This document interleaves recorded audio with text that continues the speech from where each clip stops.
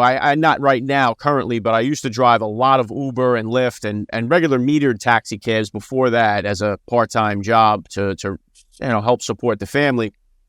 And one of the recurring themes that kept coming up when I was talking to young men, Friday, Saturday night, was when I would tell them I had 4 kids, they always kind of looked at me like I had 4 heads. And they always were like, man, 4 kids. They had this negative, which I think so many young men do in this country, have this negative idea of what it means to start a family, to get married, to have kids. They look at it like it's a bad thing. It's going to ruin their life. And they have such a negative outlook on it. And I was constantly trying to change that mindset with them, on the short drive, short time that I had with them. And I felt like, man, I should put some of this stuff on tape because I feel like I keep repeating myself. And that's why it just all kind of lined up at the time. Podcasting became really, really big. It was in 2018.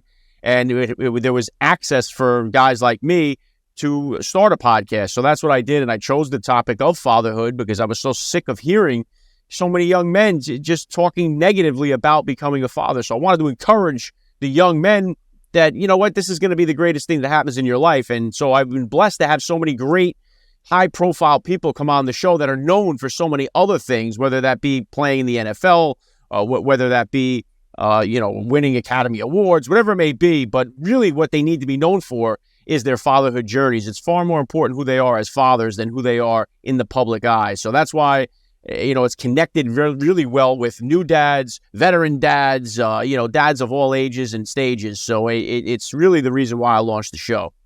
Well, you're certainly a man of principle. Where do these principles come from? I mean, is this from your dad? Is just to experience yourself being a father? I think it comes from a lot of failure, Aaron, to be honest with you. For instance, at one point in my life, I got a lifetime ban from Giant Stadium. And when you fast forward that, I've been invited by the NFL to attend the Super Bowl to interview guys like, Tom Brady and Patrick Mahomes. So that's the kind of turnaround this has really been. So the first part of my life, I was headed in a very wrong direction. And it was a mindset shift that had happened to me through becoming a father, through becoming sober. Also played a big part. My faith got renewed. And so a lot of changes happened in my own life. My best friend growing up committed suicide right around this same time. So there was a big shift that happened to me spiritually, mentally. And I think that's really, there's 2 different sides to my life. The first half of it, or the majority of it, leading up to 2018. And that's when I think a lot of the shift had happened with me. And you feel that you found these principles, so you became a dedicated father and started sharing it. Your principles, the standards, your beliefs in a strong, father component to the family.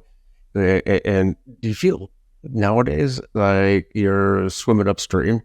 Yeah, society, culture, it really.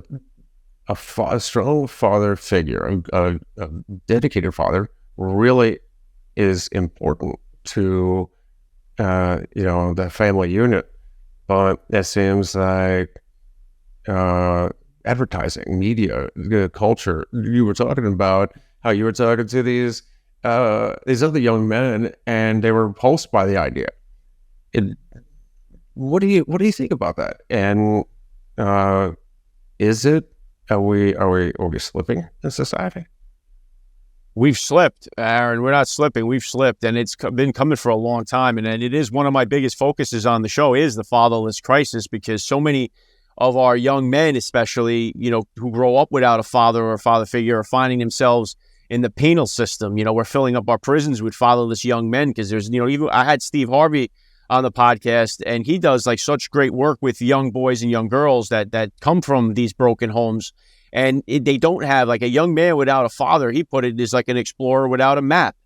And there's so many people that are suffering in this country because they don't have that positive father figure. Now, a lot of guys can find that, whether it be in the military, they could find that father figure. They could find it through a coach. They could find it through a teacher, and that helps set them on the right path. But it's when they find that father figure in the street that's leading to so much of our problems. And I talk about with a lot of the politicians that I interview, we try to focus on so many other issues in this country, but unless we secure our nuclear family units and get dads back in the home, None of this stuff is going to change. It's going to be a revolving door. We keep trying to, there's a house with a rotten foundation, and we keep trying to paint the house. We keep putting more money into the house, but we don't secure the foundation, and it's just a lost cause. And that's why I think it's so important that these guys speak out, the ones that are known and have these high platforms. They're followed by millions of people, and they're known for these things that really, in the end, it don't matter.